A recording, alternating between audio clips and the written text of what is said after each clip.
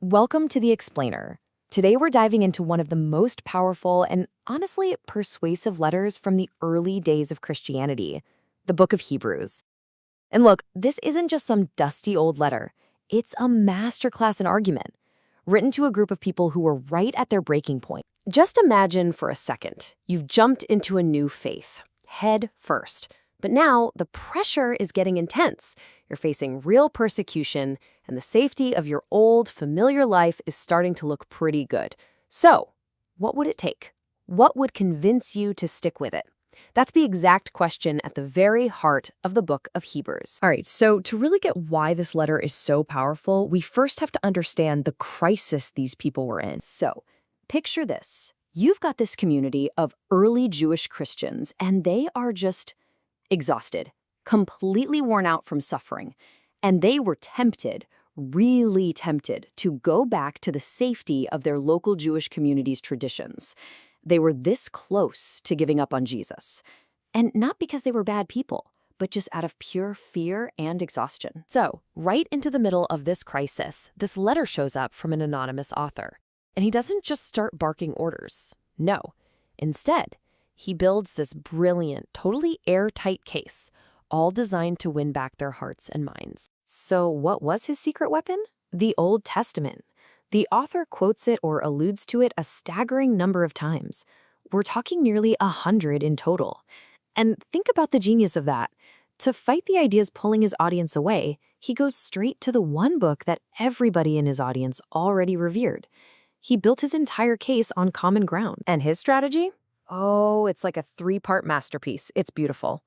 First, you find that common ground, right? Start with the scriptures they already know and love.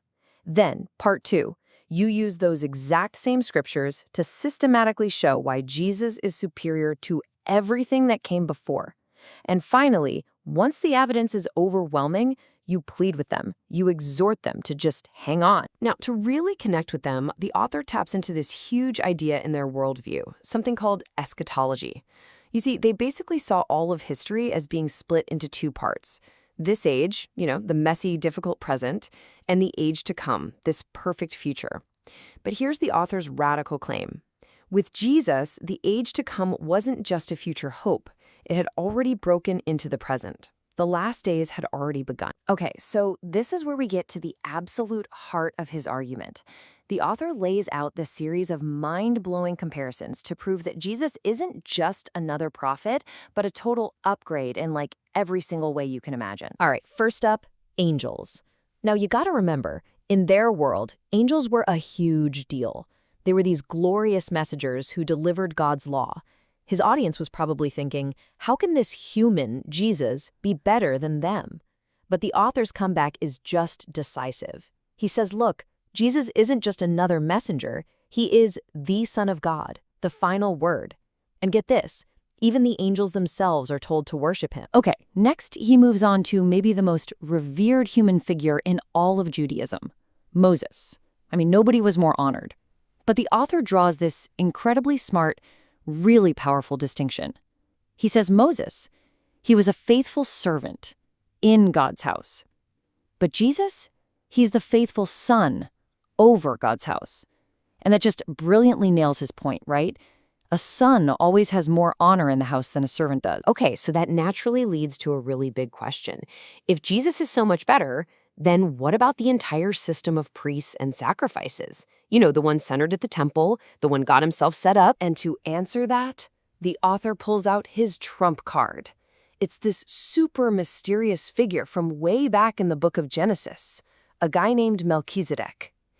He was this priest king who pops up, blesses Abraham, and Abraham gives him a tithe. The implication here was absolutely stunning.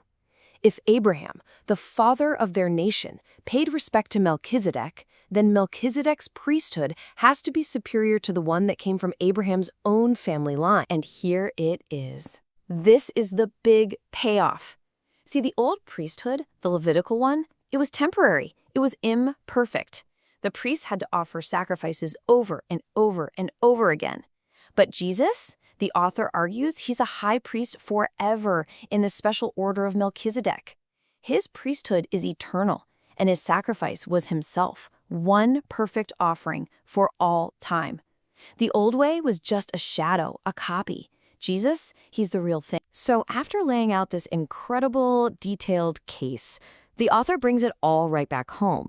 He connects all this deep theology directly to the life or death crisis his readers are facing, and the choice he lays out for them is crystal clear. On one side, you have this incredible promise: keep the faith, and you get this rich, eternal reward, direct access to God himself. But on the other side, there's a pretty terrifying warning.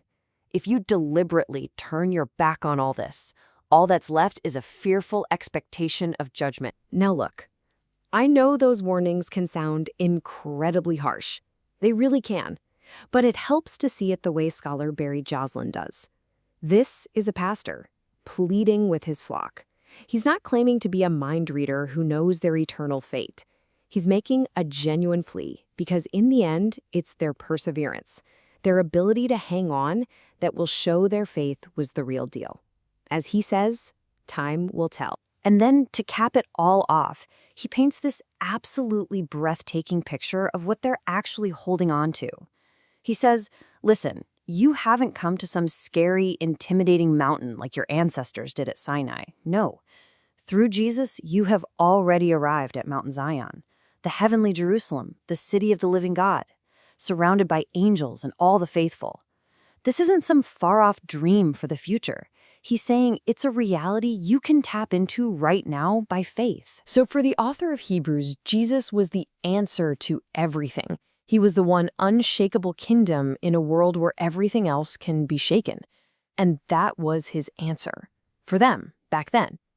But it leaves us with a bigger question for today.